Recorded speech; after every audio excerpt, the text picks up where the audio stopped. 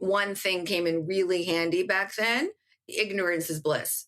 Because I didn't know how hard the frozen pizza category was, because I really didn't have a clear understanding of what these big brands were doing to maintain their shelf space, I somehow thought, oh, I could do that.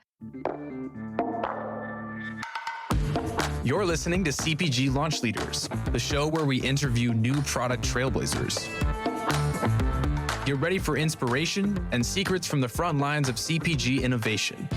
Now here are our hosts, Darcy Ramler and Alan Peretz. Welcome to CPG Launch Leaders.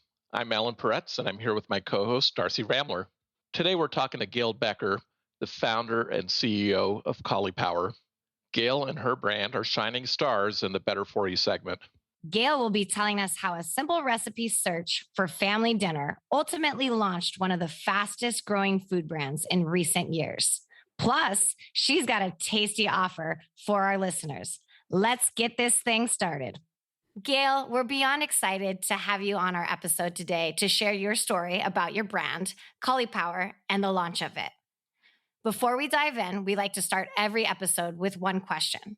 Currently, what new product has caught your attention in the market? I'm so happy to be here. What a great question. I'm going to give an answer which probably might be a little bit obvious given that it's me, but I'm a little bit obsessed with the Uni pizza ovens. I love anything that makes pizza an everyday occasion. And so I just love that America wants more pizza and wants to make it themselves. And our crust just happened to fit in there. So it's great. I really am obsessed with it. Gail, my wife and son both have celiac disease. So we're very familiar with your brand. They wanted to make sure I said thank you to you personally. Thank you. That's lovely. Yeah. Thank you. Let's talk about the launch back in 2017. Can you tell us a bit about the inspiration and what got you into this?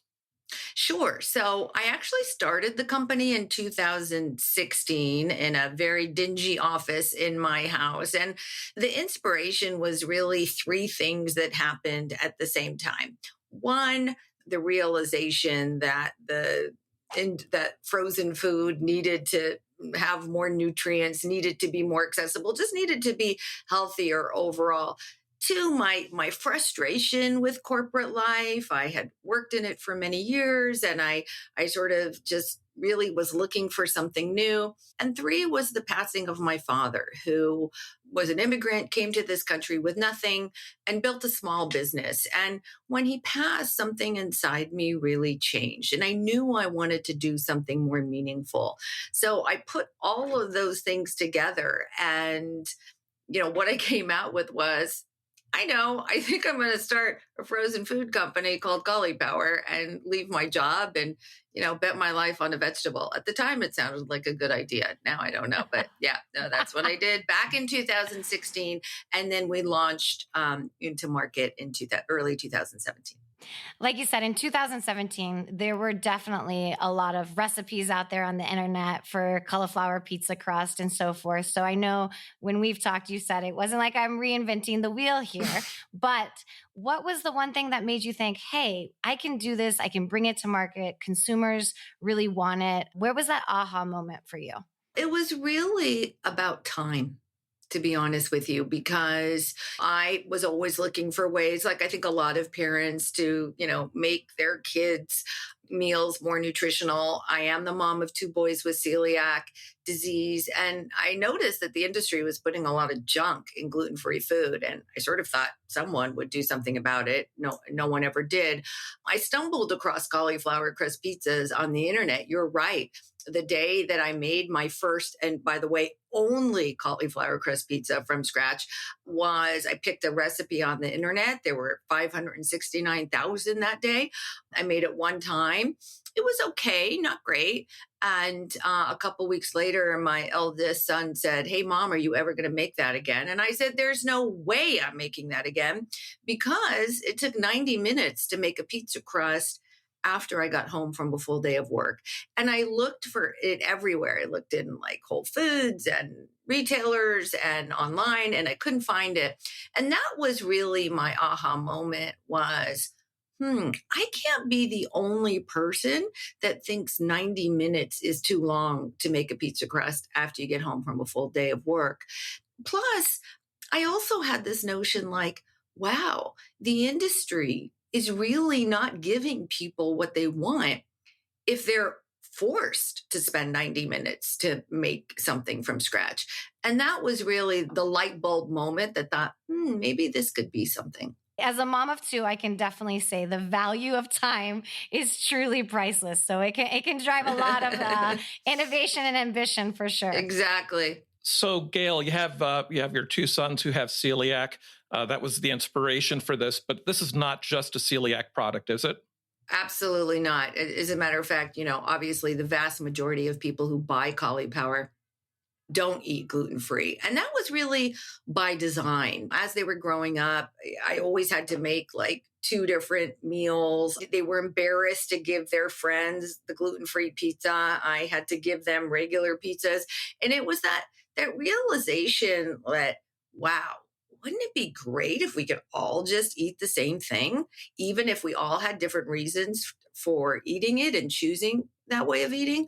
What I thought was, and this is how Caulipower is today, we make great tasting, better for you food that happens to be gluten-free. We are not a gluten-free brand. We have never been a gluten-free brand. We just happen to make gluten-free food. But most importantly, it's just better food that tastes great. A lot of times, brands are leading with the opposite. They're leading with being a gluten-free brand. So I love that the strategy is actually on the reverse side when it comes to your brand. A lot of companies focus in on a particular market, a particular trend, which is all fine and well, and you can build great businesses like that. That was just never my vision for the business. My vision for the business, and which is very much tied into our mission, which is giving people more access to great tasting, healthier food. It was really quite that simple. Everywhere we turn, there seems to be divisiveness. I thought, wouldn't it be great if we could just all share from the same plate? If there was one thing that sort of united us, our love of food, we all need to eat. It is the great unifier. And we all love great tasting food. And as you say, usually you think about a dinner table or somewhere you sit down as a family or with people. It is where you share experience and commonalities. So to have a plate where everybody can eat off of is a beautiful thing. It is a beautiful thing. I love it. Now, before your entrepreneurial path, you were in marketing, correct, Gail? Yes. I was in marketing and the business of marketing. Okay, perfect. So this was a new path, obviously, you set forth, like you said, at 2016, diving into all of that for the first time and also being a mom and everything that you had going on. Take us through the process of developing something like this for the first time in a category to go to market with it, from your product development, customer insights, anything you want to share. I probably didn't have enough customer insights, to be honest with you. I did a little bit of research. I couldn't afford to do too much. But I basically did what my parents always taught me to do, which is if you don't know something, you learn. You have someone teach you. And that's really what I did. I hired some consultants, people who've been in the food business for a lot of years, to teach me the business. We would go to stores together. They would tell me how I go about finding a co-manufacturer, someone to actually make the product, someone to guide me through that process. And I was like a sponge. And quite frankly, I'm still a sponge. When I think back to my time in corporate America, and I think like a lot of people who pick another journey or start another path or whatever stage in life, the day you stop learning is the day you need to leave. One thing I have loved about building Caulipower is like just this constant showering of information and data and insights and people. It's been magnificent. So did you have a picture in your head about your ideal shopper and who they were? And if so, how's that changed, if at all? Yeah, it's a great question. I certainly do today. I probably didn't have it as clearly in the beginning, although I think like any good startup, we could pivot pretty quickly. I think a lot of startups, they sort of wait for everything to be perfect and then they go for it. And that's great. And that is definitely a way. But part of being a successful entrepreneurial startup is to really take in information as much as you're giving out. And that's what I really tried to do. I didn't know at the time that we'd be going, to, a whole, different platforms of products. There were a lot I didn't know about my consumer, but I did know this. I knew she would be more female than male. And that's true today, although certainly we see more males buying Caulipower every day, especially through the diversification of our portfolio. And she is interested in health. She is interested in taste. And she's interested in saving time because she's busy and she wants to spend time doing other things, doing things she really loves. And if Caulipower can help her do that, that was our consumer back when we started, and it's still our consumer today. So with that, when you're launching a product that has such a unique positioning, who did you identify as your competition? I know you were a little bit first to the market with it, but you had to definitely look at other competitors, correct? Well, it's interesting. We were first to market and we created the category. So, I love when people say today, oh, who was your competitive set back then? There was none. There was really no better for you pizza. There was Amy's, which was great. And there was certainly Udi's, which obviously was really centered on the gluten-free market. But there was not the type of players that have entered the market since that time. Creating a category means wide open spaces, right? It means that you can help actually define what the category is. The bad news is it's the wild, wild west, and you're learning really from no one. And there's a whole bunch of people that, say to you, you want to go into frozen pizza?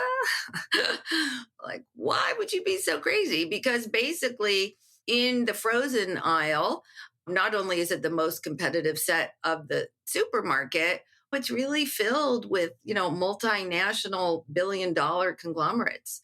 There are not a lot of independent brands in the frozen pizza aisle. So, good for Caulipower, but also certainly made it hard at times. For you to go into one of the most competitive or the most competitive aisle that you're looking at, but then define a category, it is a unique space that there is no roadmap for at all. And that's, Darcy, what, one thing came in really handy back then. Ignorance is bliss. Because I didn't know how hard the frozen pizza category was, because I really didn't have a clear understanding of what these big brands were doing to maintain their shelf space, I somehow thought, oh, I could do that. If I had known, maybe I wouldn't have. I don't know. But sometimes ignorance really is bliss. Sometimes you just jump in the deep end without knowing, right? Sometimes you just do. Hi, Jesse. What brings you to the airport?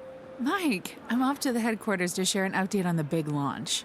Oh, I've heard it's selling really well. Care to share your secret? Well, just between us, it's all thanks to Bold Labs. Their exclusive digital test market research allows you to optimize your product, marketing, and pricing before the big launch. That sounds fantastic. How can I learn more? Just visit www.boldlabs.com. It's all right there. This is the final call for Flight 723 to Chicago.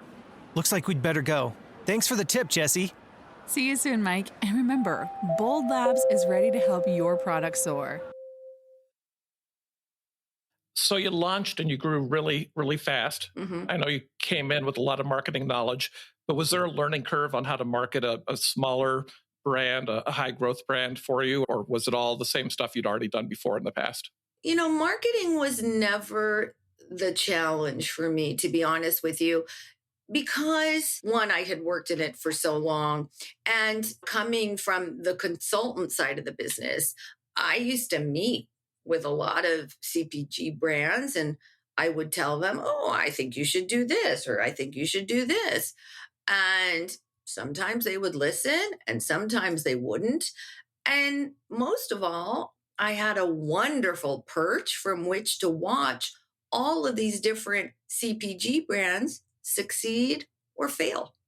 Boy, was that valuable insight that I later used to build Caulipower.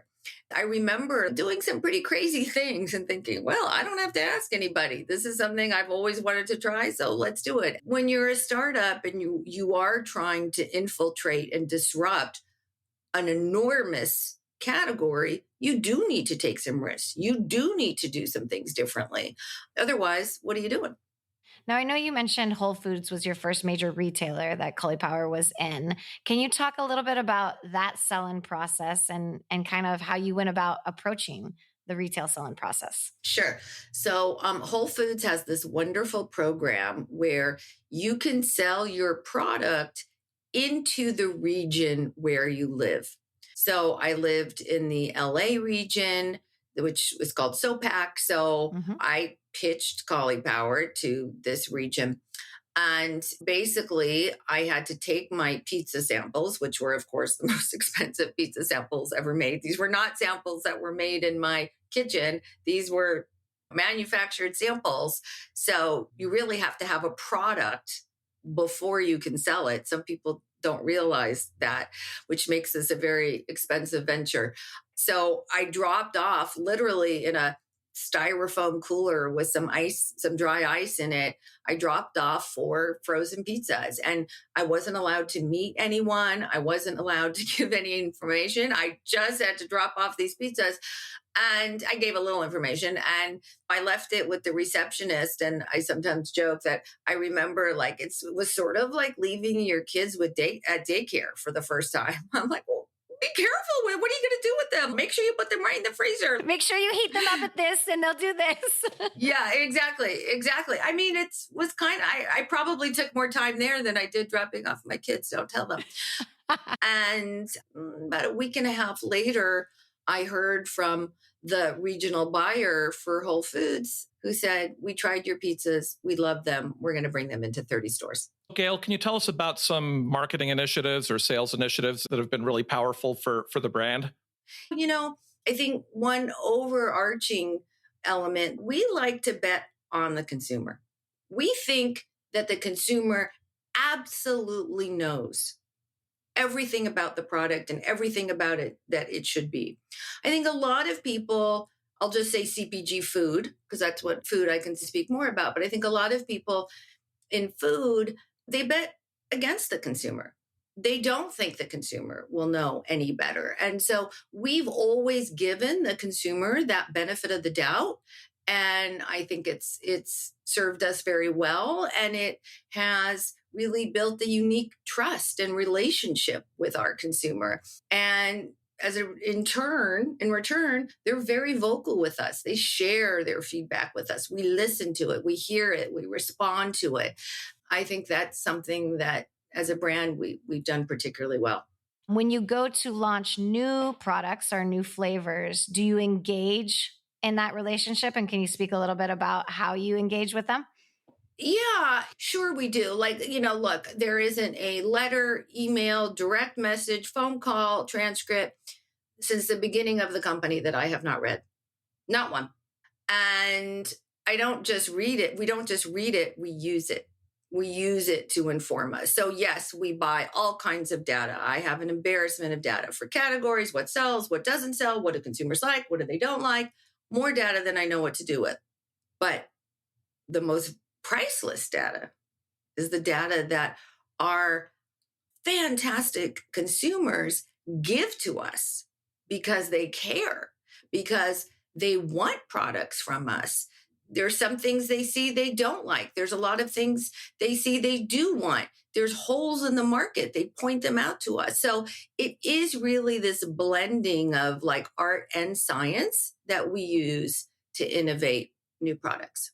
So we know we can always learn lessons in the successes that we have, but I'm a firm believer that you learn more in the failures, especially in launching a product. Can you tell us maybe a lesson that you learned or things that stand out as you've gone through the path? I could fill the whole podcast with just things I've learned the hard way, for sure. But I will give you an example of something that was a failure that later became a success. How's that? Oh, I love that. Okay, yeah, that's a rarity, right? Yeah. But maybe not. Maybe it's not a rarity because that's the whole point is we're all going to fail, but we just have to learn from it. So we had a product. It was a baking mix. It was called a Bake Whatever You Want mix. It had cauliflower in it and some other flours in it to help people bake. And it was very hard to sort of give that control to the consumer because sometimes it would work and sometimes it wouldn't work. But obviously it was our responsibility. One day I got a call from an ingredient supplier who told me that they were going to stop making one of the fine grain of flour that we used in this baking mix, and that it would take about 6 months for me to find a replacement. And so I had no choice. I had to discontinue the product and let the retailers know. And some people were really upset and all of that, you know, the drill. And then I had some laying around my kitchen. And, you know, the spirit of Caulipower is really, as I mentioned, it's really about time. It's really about meal hacks. It's really about how do we make things better and easier. And I had some chicken lying around. I had some of that baking mix. I coated the chicken with the baking mix and I put it in the air fryer just to see what would happen. And I served it to my family that night and everybody loved it. And about a year later, our chicken tenders came to market, and that is our number 2 best-selling product. So it was pretty good example of success arising from a failure. And not giving up on it. Right, exactly. Yeah. But also like admitting when you made a mistake. I think that's really important too. I'm super comfortable saying, oh, I screwed that up. You know, not a big deal. So you've launched chicken tenders, as you said, chicken nuggets, pasta, the pizza. Is launch number 2 any different than launch number 1 or launch number 3? Does the excitement wear off or change in any way, or is it always the first time? That's interesting. I guess if you were going to continue the kid analogy, you could say that the first time is always the scariest because you don't know what to expect on the other side. I will tell you, nothing will be as you know, jaw dropping, you know, hair pulling, sheer agony than the first launch of the pizzas. That's launch number 1, and that will always be, you know, the what defined us and what made Caulipower. Launches since then they're more exciting, to be honest with you, because you're not as nervous. You sort of know, oh, I can do this. And you have a lot more insights and a lot more data to support your rationale than you did for that first time. But they're still exhilarating. I mean, I can barely sleep the night before launch. And we have some really big and exciting new products launches coming out in third quarter of this year. So it's going to be a long summer. I can't wait for it to be over. But like you said, with kids, I was there with you on the analogy of kids. Your first kid, you're terrified. And then you think, I can never love anything more than this first kid, right? Yeah. But then the second comes along and your heart moves over and then you love them just as much. Yeah, exactly. But you get to enjoy the ride a little bit more on the second child. You get to enjoy it a little bit calm. more. Yeah, you know, you can survive. Yeah. So with Caulipower launching story beginning in 2016, and obviously we're now in 2023. And as you said, you're about to launch some new products and exciting products in Q3. What has changed in the innovation? Like, is there anything that stands out to you that's changed more in how you're going about innovation or launches? Obviously, we have a lot more data. That's really helpful. We tend to go for big categories that we can really make a difference in, categories that are ripe for innovation, that haven't been touched for some time. Everything we make has to hit on 3 elements. It has to hit on health and taste and convenience. And, you know, as I always say, it's easy to make something taste good. It's easy to make something fast, and it's easy to make something healthier. Really, really hard to do all 3. Yeah. And we've left a lot of products ideas on the cutting room floor because maybe they hit one of them or they hit 2 of them, but we couldn't get it to hit all 3, so we don't bring it to market. Well, I know you've probably got a lot of very closely guarded initiatives and secret projects, but can you tell us anything about what you're working on today? Some of the new innovations will be a line extension to what we have now. Others will be an entirely new category. And some will be pretty transformational. And they will all hit all 3 of your points, right? They will all hit all 3. That's right. I'm very excited. It's a big innovation year for us. I'm really happy. Are you looking for product testers, Gail? Always. Do I have your family raising their hands? Absolutely. Okay, I love it. Always looking for tasters and feedback and everything. Yeah. Well, on that note, Gail, it leads us right into, I know you had an offer to share with our listeners to try the Caulipower line. Can you tell us how they can get that offer? Yeah, all they have to do is follow us on any of our social media channels on Instagram or Facebook or Twitter. And they have to, and just use the word CPG launch leaders, and we will send them a coupon good for any product free, not a discount, but for free. Who doesn't like free pizza or free chicken? So be sure and do it. That is an amazing offer. So Gail, I wanted to thank you so much for sharing your story and really the journey of Caulipower and how transformational it has been to the CPG and the food industry. It truly is stories like yours that remind us to keep innovating, stay inspired, and let's continue to redefine the world of CPG innovation. Thank you so much. I love that. Beautifully said. Thank you. Such a pleasure. Thank you, Gail. You've been listening to CPG Launch Leaders, a show from Bold Strategies Incorporated. Don't miss the next thrilling launch story. Follow the podcast on your podcast player now. Please give us a rating, leave a comment, and share episodes with your friends. Until next time.